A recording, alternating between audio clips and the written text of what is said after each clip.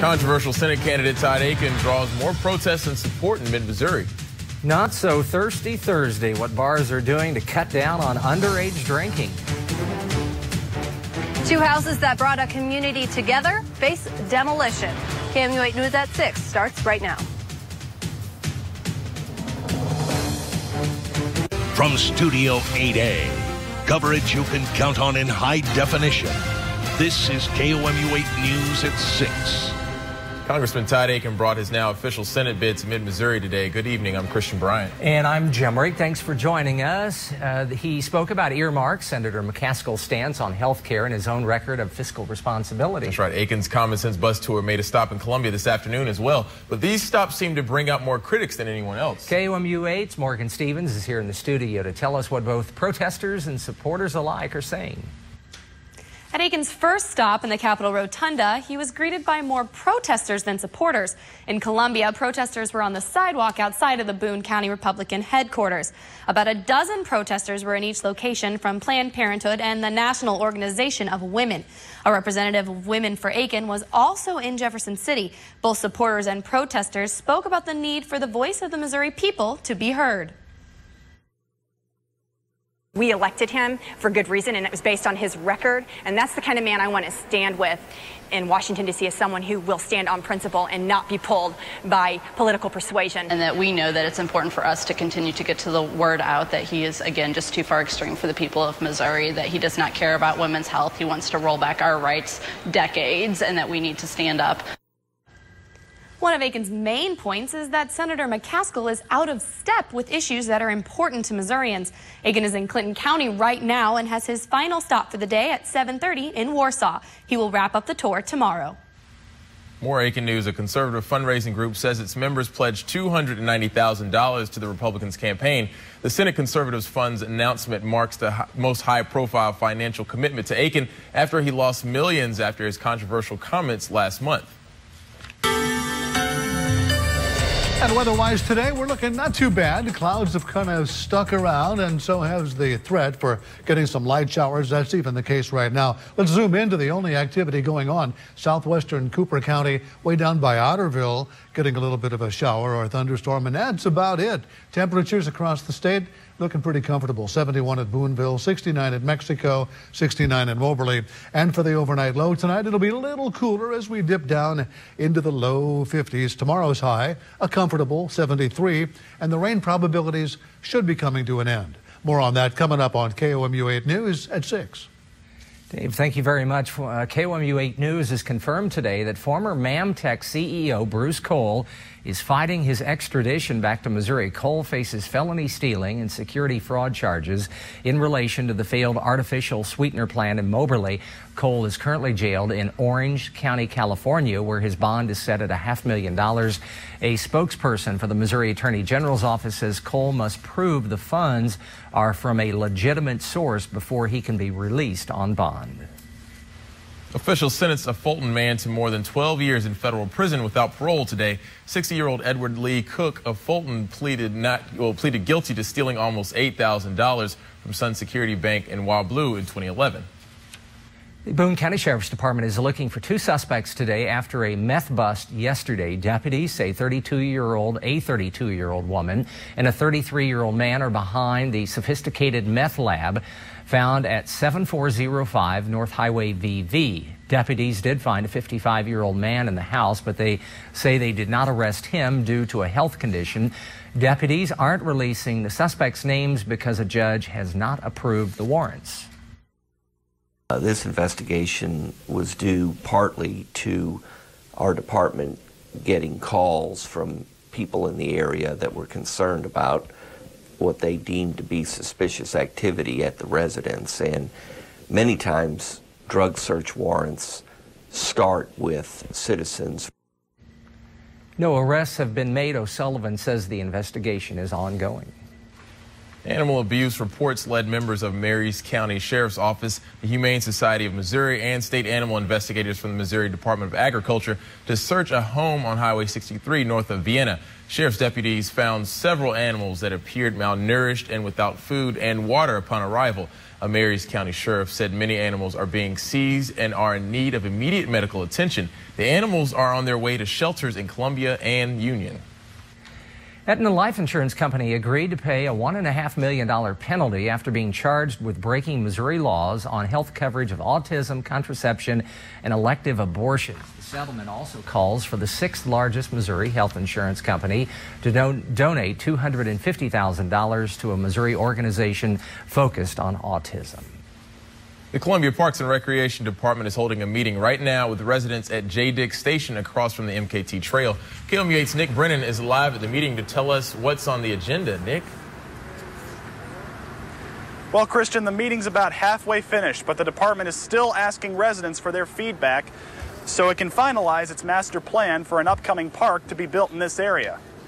As it is now, the proposed master plan will add a playground, a basketball court, and several practice fields, just to name a few things.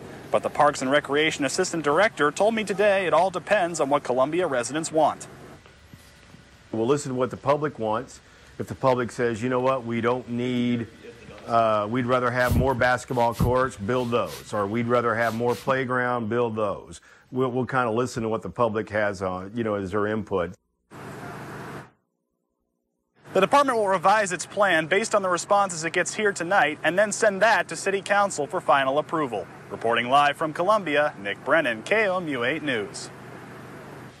Boone County Public Health and Human Services Department wants public feedback tonight on a new requirement aimed at cutting down on underage drinking and drunk driving. But KOMU 8's Sarah Duffy is here now live to tell us how many businesses say new rules are unnecessary. I'm here at Bengals Bar and Grill talking to the owners about what they think about the new ordinance. Now, the new ordinance will have all alcohol servers obtain a certificate through an online training program. The commission says the benefits of the training would be the reduction of alcohol-related accidents and the reduction of service to underage drinkers or already intoxicated individuals. But I talked to the co-owners of Bengals, and she says the businesses already have training in place.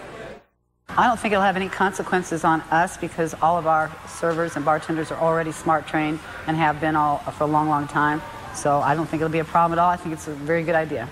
If the ordinance passes, servers will have to pay $5 for their certificates. Reporting live from Columbia, I'm Sarah Duffy, KOMU 8 News. Neighbors responded today to the demolition of homes on St. Joseph Street in Columbia. Boone County Family Resources owns the property and plans to build new homes for community members with disabilities. The demolition of the old homes started earlier this week and comes after months of discussions between angry neighbors and Family Resources. KOMU 8's Jennifer Long joins us live from St. Joe Street to bring us the latest on this debate. I'm here in front of 308 St. Joseph Street, where if you look behind me, you'll see that no one has lived in this house for many, many years. The siding has been completely torn off the home, but the Boone County Family Resources Center has a plan for this area, and it's going to look a lot like what you're going to see over here. If you take a look, this is where 302 St. Joseph Street used to be. On Monday and Tuesday, they tore down the home completely. It no longer stands here. I talked to neighbors today and asked them what the history of this area is and what the future is going to look like. It's more than just a building to Adam Saunders. This is my home, 214 St. Joseph. It's a historical property. It's a piece of history. Very old architecture, really beautiful trim and woodwork. But if you take a quick look at this area, you'll see. Really, it's the neighborhood that it fits into, with the neighbors and the front porches. And there's been a solid community here for a very long time. A community garden brings people together, and front porches reminiscent of an older day keep the conversation going. A new home, even one built within the past century, could stick out like a sore thumb on this street. But a new family is trying to move in. It's going to be an apartment building that looks like 3 houses that will blend into the neighborhood, but will provide some one-bedroom apartments that persons that we support might be able to live in on their own in the community. Boone County Family Resource Executive Director Robin Kaufman says the goal is to fit in. We really want it to blend in with the neighborhood and be a building that not only the persons we support that live there are proud of, but also the neighborhood's proud of too. Yeah, I know. Fitting into a tight-knit community may be easier than building a new home that looks like an old one. For now, residents have this, an empty lot where an old friend used to stand. Now, as soon as inspection of this area is completed by the city, 308 St. Joseph will be torn down by the center. The executive director, Kaufman, says that the building architect talked to residents and asked them what they wanted to see. They will present their new proposal for what the building will look like next week. The architect says that will include porches and other things that they have asked for to make this home fit into this community. Reporting live in Columbia, Jennifer Long, KMU 8 News. From food to waste to food again. MU students are trying to make the process a reality. And we have a few lingering showers across mid-Missouri. Plus, we'll have a look at a pretty good-looking weekend forecast next on KOMU 8 News at 6. Now, your live Doppler 8 First Alert weather with Chief Weathercaster Dave Schmidt. Well, good evening to you, and it's not a bad one. We've got a cloudy sky as it's been all day long. Right now, you're getting a look at the First Alert weather cam over Columbia, where you can see that we have a kind of a solid overcast. It's beginning to break up a little bit out toward the west, and we might see some areas of open sky a little bit later on, but mostly it's going to be cloudy. That's why we have only one little shower we want to point out to you on live Doppler 8 First Alert radar way down in the southwestern corner of Cooper County near the small town of Otterville, getting a little bit of a shower and thunderstorm at this particular time, and that's about it. Everybody else in mid-Missouri is dry at the present time. 68 degrees our temperature. Winds are 8 miles per hour from the east-northeast, and we have humidity at 87%. So there's a bit of moisture in the ground, creating the humid situation. Our present temperature looks like this: 70 in Jefferson City, Moberly's at 69, 71 at Boonville. We're looking at 68 degrees also in Fulton, 69 at Mexico, and Herman has it at 69 degrees as well there in northern Gasconade County. Well, our next weather maker is the one that's already moved through here. The front now has become stationary to our south. That allows high pressure to build in, so we can expect to see, with that high pressure area, a little cooler conditions and again a gradual clearing process. As you can see, we're now beginning to thin out those clouds off to the west of us over in west central sections of Kansas and central Kansas. For us, here's what we're looking at temperature-wise. That will also be pretty comfortable. If you scratch the humidity, we're looking at a low temperature tomorrow morning at 51 degrees at about 7:30 p.m. Then tomorrow afternoon's high should get up into the low 70s, about where you would set your thermostat at home. Looks pretty good. Here's a look at my live Doppler 8 First Alert forecast for tonight. Calling for partly cloudy, patchy fog possible. I can't completely rule out a little bit of a shower, but you know, the probabilities of that are pretty slim, maybe 1 in 5. 53 for a cool morning time low. 73 tomorrow afternoon. Rain should be coming to an end by late morning at the latest, and we'll still be stuck with a mostly cloudy sky. Maybe some peaks of sunshine by tomorrow afternoon. Here's a look at the next 3 days for you. Not bad at all. Friday, 73, as we mentioned. Saturday and Sunday looking really good, 74 and 76 degrees. And as we look into the first part of next week, October will be here. Temperatures will be in the mid to upper 70s with a lot of sunshine. Time for Weather School tonight. The Weather IQ question brought to us tonight by Big O Tires, a division of MFA Oil. Sometimes roads can have the appearance of being wet when they're dry. This mirage occurs because light is passing through which of these? I would say B or C. I'll say A. This is A. Different densities of the atmosphere. Densities. I got one right. Densities. Thank you. Woo! I never get those right. Okay. This is a big deal. Thanks a lot, Dave. Call it the Freshman 15 or the Mizzou 22. Coming up, a look at the unique path some food takes to a Mizzou dining hall. Well, Dave was talking about the harvest moon coming up this weekend. Speaking of which, as harvest season arrives, a special crop is making its way from a student-run farm to student cafeterias. Yeah, in an 8 Goes Green report, KOMU 8's Amy Couch tells us how the students took a single class project and turned it into a local food movement. There are almost 600 acres of land with rows upon rows of plants grown for Mizzou's agricultural projects at the Bradford farm. Kat Seal works in the hot sun on the farm each week to grow vegetables on a small plot of the land for a special project, Tigers for Community Agriculture. You know, it's easy if you enjoy doing it. It's also a hobby. Students take these vegetables they've worked hard to produce and sell them to the dining halls on Mizzou's campus. I have literally gotten texts from friends, though, that are eating in the dining halls and say, I think I'm eating TCA lettuce. I can tell because they know what we're doing and they can tell it's different. This project started 2 years ago as a class, but once the class dissolved, 5 students chose to continue with their original project.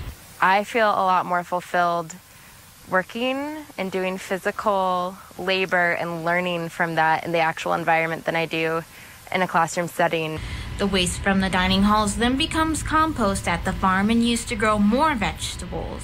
But then what's real exciting about that is that then that's being used now by students to grow produce that's then being sold back to us here at Campus Dining Services to really try and close that loop. The hard part for them is waiting for the new vegetables they've planted to actually grow. Amy Couch, KOMU 8 News, Boone County. Now, not all of the produce at the dining halls comes from Bradford Farm. MU hopes in the future to get all of its produce from other local farms. A new clinical research center to advance drug and device development at the MU School of Medicine opened today. The center includes new inpatient beds as well as outpatient examination rooms. The center also features a metabolic kitchen and exercise facility that will be open to non-medical students to use for their own research. Some MU faculty say having a center like this will help improve MU's research reputation in the future. And Mizzou football's SEC performance so far may have made some Tiger fans sick. Coming up in sports, why a non-conference game could be the cure. Sports.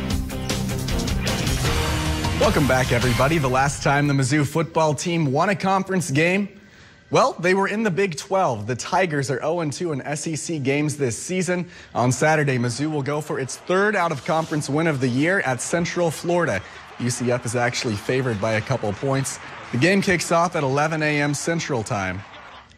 After winning 7 of 9 games against the 2 worst teams in baseball, the St. Louis Cardinals will wrap their season up with 6 games against the 2 best teams, Washington and Cincinnati. The good news for the Cards, who have the day off, is that they are 3.5 games up in the wild card race.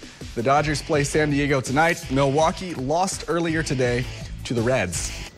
The Royals look to match their total win season from last year, going for win number 71 against Detroit.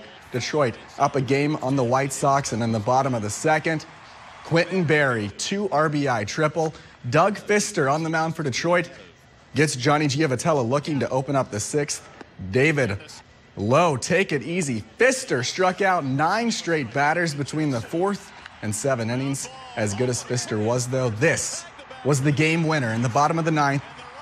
Detroit won it 5-4 on an Alex Avila base hit to right. That'll do it for sports. We'll pitch on back over to the news desk. You might have noticed it's getting darker sooner. Sure is. Coming up, a unique way to light the sky. Welcome back. How's this for a nightlight? A lantern in Hong Kong is 6 stories tall.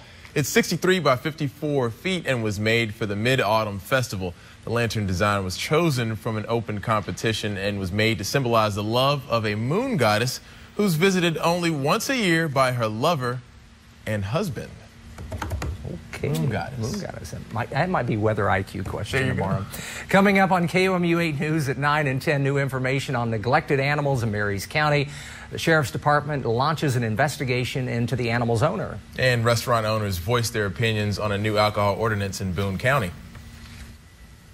And weather-wise, some clouds tonight in mid-Missouri and cooler temperatures on the way. There's a look at your forecast for tomorrow in various mid-Missouri communities. We'll have partly to mostly cloudy skies, temperatures in the middle 70s. So Friday night football fans are going to be just fine tomorrow night. Going to be looking good. Maybe take a light jacket with you toward the end of the game. All righty.